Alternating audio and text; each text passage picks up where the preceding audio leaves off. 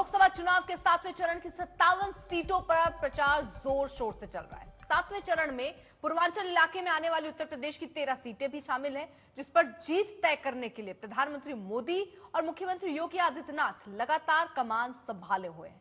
दोनों तरफ से जमकर चुनाव प्रचार हो रहा है और तमाम मुद्दों पर विरोधी दलों को घेर रहे हैं। वह विपक्षी इंडिया गठबंधन भी पूर्वांचल में बड़ी जीत के भरोसे के साथ जोरदार तरीके से प्रचार में जुटा है।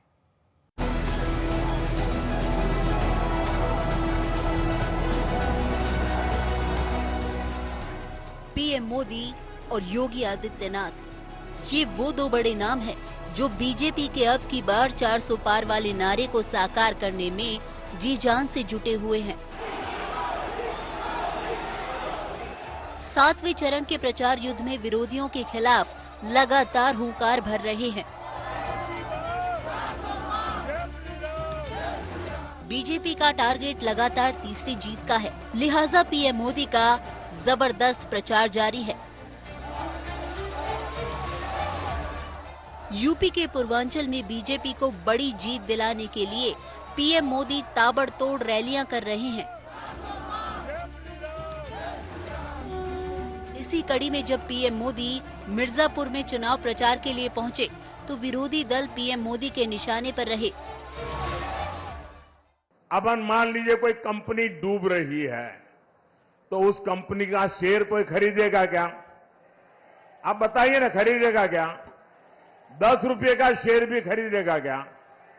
जो डूबता है उसमें कोई पैसा डालेगा क्या? जो डूब रहे हैं उसको कोई वोट देगा क्या? देगा क्या? पता ही है कि इनका डूबना तय है, तो कौन वोट डालने की गलती करेगा भाई?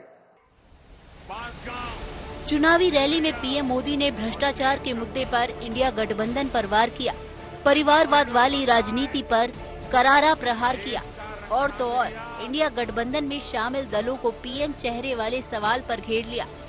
सामान्य मानवी को भी मालूम है, एक छोटा सा घर भी बनाना है तो बार बार मिस्त्री नहीं बदलते भाई।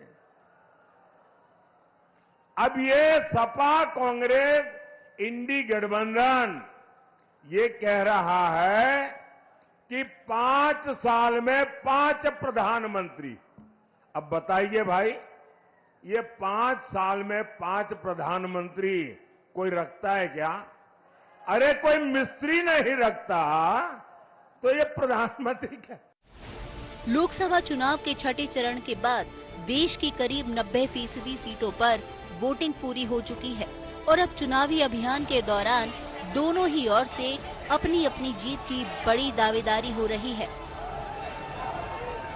6 चरणों में देश ने तीसरी बार बीजेपी एनडीए की बहुत मजबूत सरकार बनाना पक्का कर दिया है। भाई और बहनों, भारत ने तीसरी बार मोदी सरकार बनाने का मन क्यों बनाया? इसका सीधा सीधा कारण है नेक नियत, नेक नीतियां और नेशन फर्स्ट। उधर सीएम योगी आदित्यनाथ भी आखिरी चरण में यूपी की 13 सीटों पर जीत के लिए जोर लगा रहे हैं।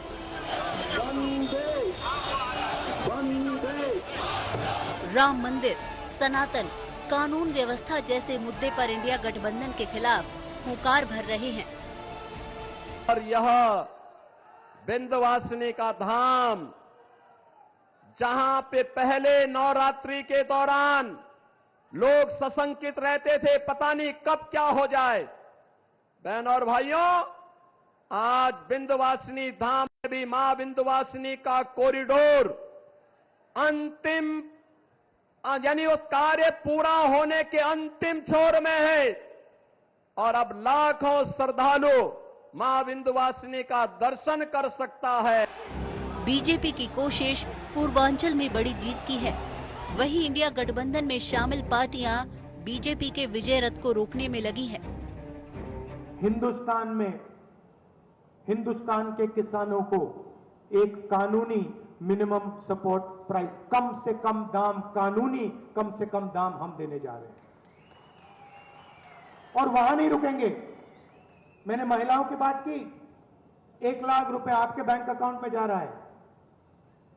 किसानों का हम कर्जा माफ करने जा रहे हैं। जैसे उन्होंने अरबपतियों का किया वैसे हम किसानों का करेंगे।